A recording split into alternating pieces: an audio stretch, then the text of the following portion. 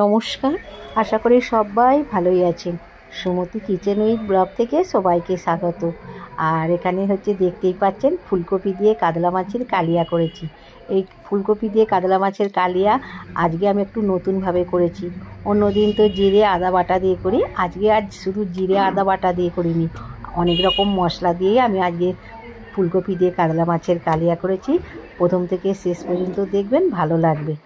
এখানে ফুলকপি নিয়েছি, ফুলকপিগুলোকে কেটে নিয়ে পরিষ্কার করে ধুয়ে নিয়েছি। আর এখানে আলু কেটে নিয়েছি, টমেটোটা এখনও কাটিনি, কাটবো।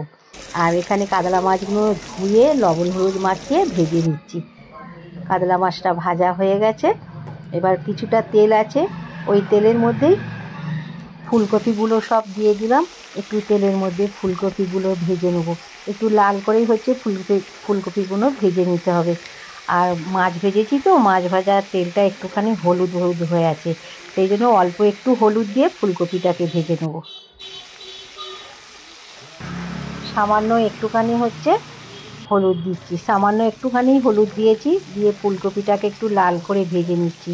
যে কোনো সবজিকে একটু কষে বা ভেজে রান্না করলে খেতে কিন্তু খুবই টেস্ট হয়। ফুলকপিগুলো ভাজা হয়ে গেছে, এবার ফুলকপিগুলোকে সব তুলে নিচ্ছি। কিছুটা তেল আছে, আর একটু অল্প তেল দিয়েছি, আলুগুলোকে ভেজে নিচ্ছি। আলুটাকেও একটুখানি লাল করে ভেজে নেব, আলুকে ভেজে রান্না করলে আলুটা খেতে ভালো লাগে। আলু ভাজা হয়ে গেছে, এবার তুলে নিচ্ছি।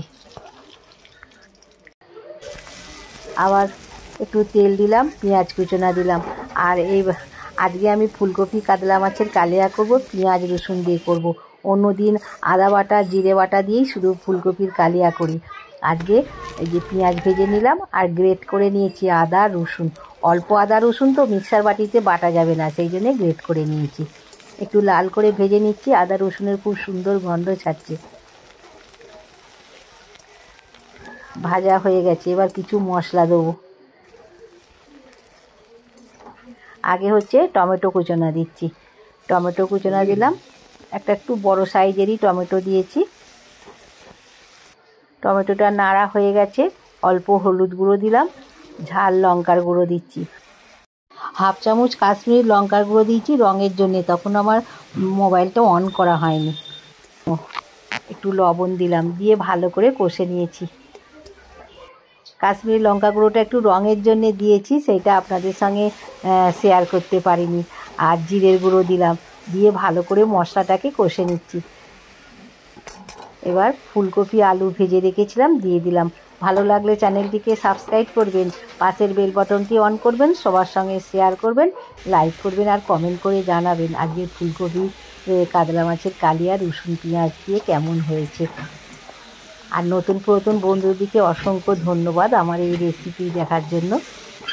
ভালোভাবে মশলার সঙ্গে কষে নিয়েছি ফুলকপি আলু, এবার জল ঢেলে দিচ্ছি। পরিমাণ মতন জল ঢেলে দেবো, জল ঢেলে দিলাম। এবার চাপা দিয়ে দিচ্ছি, আর মিডিয়াম আঁচ করে দিচ্ছি। ঢাকাটাকে খুলছি, কতটা আলু সেদ্ধ হয়েছে দেখব। কালারটা কিন্তু দারুণ হয়েছে, আলু সেদ্ধ হয়ে গেছে। এবার মাছগুলো দিয়ে দেবো, মাছগুলো দিয়ে ভালো করে একটু ফুটিয়ে নেবো। কাতলা মাছ তো ফুটলে মাছের ভেতরে সমস্ত মশলা ঢুকে যাবে, খেতেও টেস্ট হবে। আর ঝোলেরও টেস্ট হবে, মাছের যে টেস্ট সেইটা ঝোলের সঙ্গে মিশে যাবে।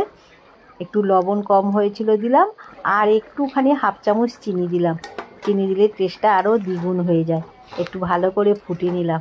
আপনারা যদি চিনিটা পছন্দ করেন তাহলে দেবেন। এই রকমই ঝোল নামাবো, বেশি আর মারবো না ঝোলটাকে। গরম মশলা গুঁড়ো দিয়ে দিলাম। হয়ে গেল আমার ফুলকপি দিয়ে কাতলা মাছের কালিয়া রসুন পেঁয়াজ দিয়ে।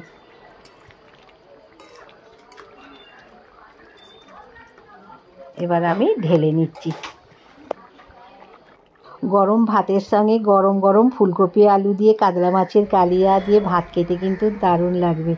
এখানে ঢেলে নিয়েছি। আশা করি প্রথম থেকে শেষ পর্যন্ত দেখলেন। আবার কোনো একটা নতুন রেসিপি নিয়ে দেখা হবে। ততক্ষণে সুস্থ থাকবেন, ভালো থাকবেন, আর অবশ্যই পাশে থাকবেন। নমস্কার।